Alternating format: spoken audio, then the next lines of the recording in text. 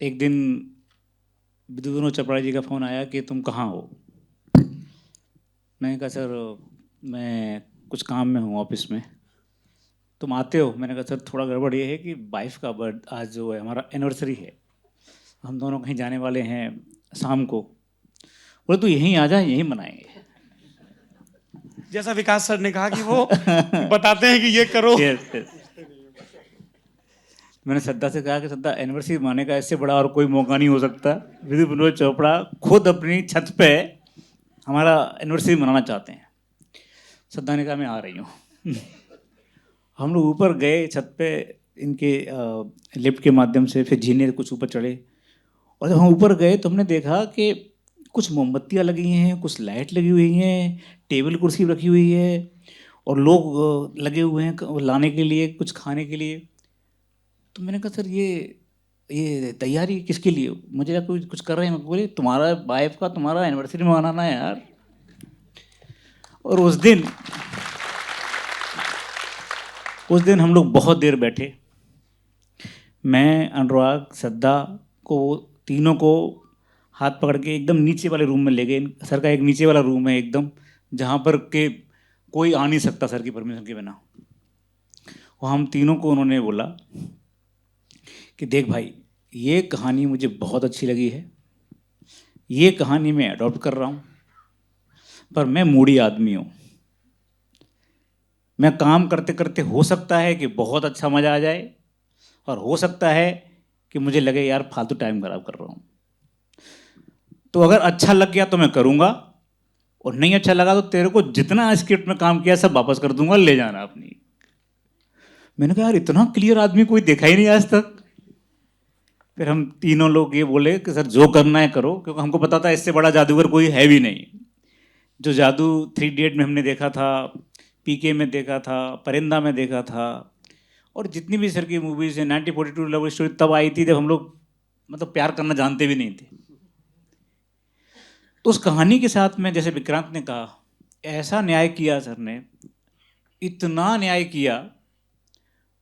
कभी कभी मुझे पता नहीं सर, लगता है कि विक्रांत की और मेरी पर्सनैलिटी सच में एक जैसी है, कि बस थॉट हमारा एक जैसे ही है। अभी विक्रांत ने जो बोला ना कि डेमोक्रेटिक तरीका, बाप रे, मैं सोच भी नहीं सकता। हमारे यहाँ प्रशासन में सिर्फ आदेश चलते हैं, इनके यहाँ पे तो ऐसा होता था कि तू भी बैठ, तू भी बैठ, तू भी बैठ, सब। ऐसा डेमोक्रेटिक तरीका है इनके यहाँ काम करने का कि अभी कुछ दिन पहले इन्होंने कुछ टेलर दिखाने थे, सबको बोला पेन लो, कागज़ लो, सब नंबर दो अपने। मतलब हर एक आदमी की बात सुनते हैं। और हमारे लिए सबसे बड़ी खुशी ये थी कि विदु विदु चोपड़ा जी ने मुझे, श्रद्धा को, अनुराग को, हम तीनों को परिवार का हिस्सा बना लिया उसी दिन, 4 साल से, 4.5 साल से बल्कि।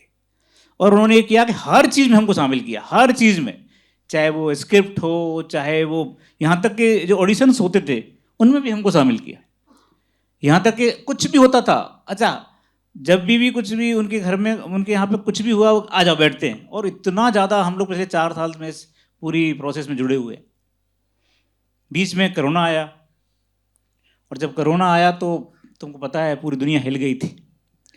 और उस समय में हम लोग तो परेशान थे अपनी अपनी चीज़ों में, और इनका फ़ोन आता था, अरे यार आज क्या सीन लिखा है यार। मैंने कहा कोरोना है यार। अच्छा, गलती से इन्होंने मुझे अपनी उम्र बता दी थी। मैंने कहा यार ये आदमी डर नहीं रहा है कोरोना से?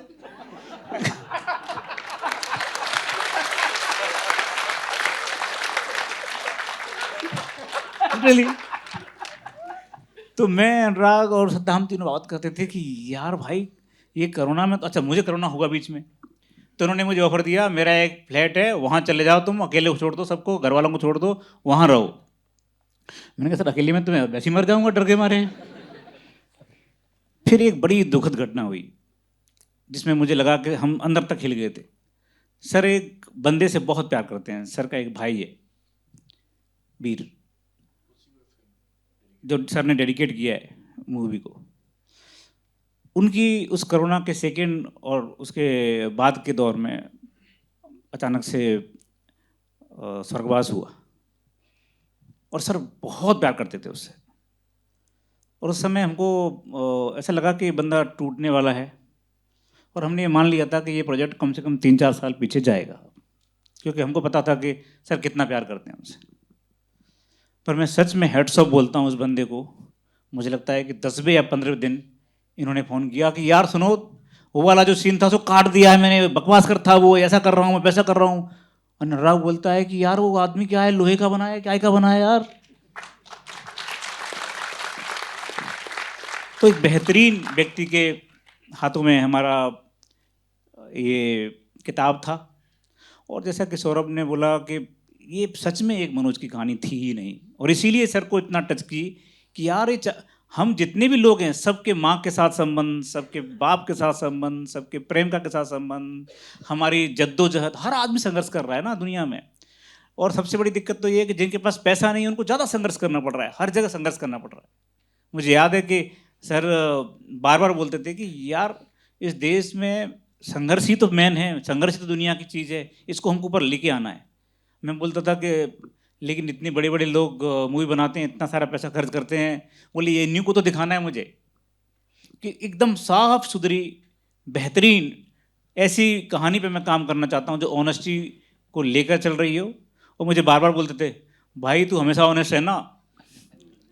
अब फिल्म बन गई है। हाँ, मैं कहता सर आप बिल्कुल इसकी चिंता मत करो, क्योंकि मेरे जीवन में मैं उन लोगों में शामिल हूँ जिन्होंने अपनी ओथ को अपने पीछे लटकाया हुआ है। जब से सिलेक्शन से लेकर आज तक मैंने कभी भी एक भी ऐसा काम नहीं किया जिसमें मुझे लगे कि मैंने अपनी ओथ को अलग किया है।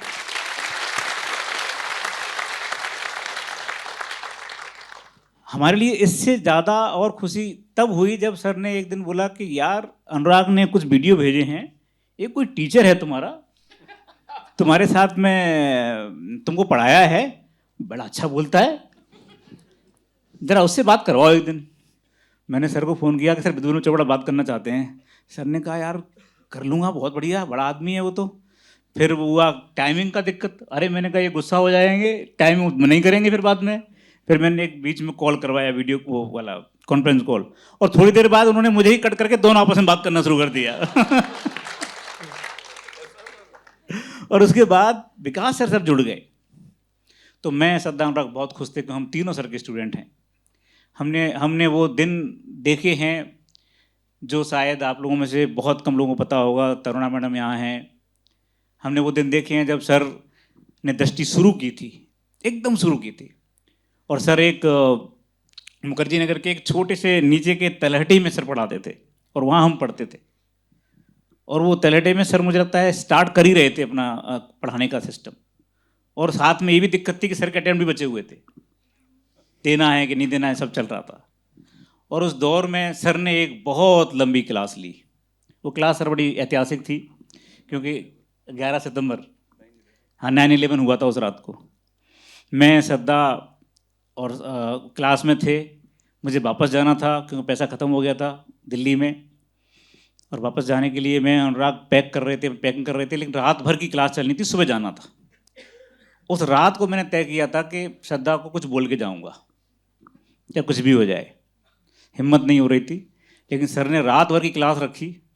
और रात भर की क्लास में मैडम ने पहरा लगाया, सारी लड़कियों को अंदर लगे गई, बातें नहीं करने दी किसी भी हालत में, चाय भी अंदर मैडम ही पहुंचा रही थी।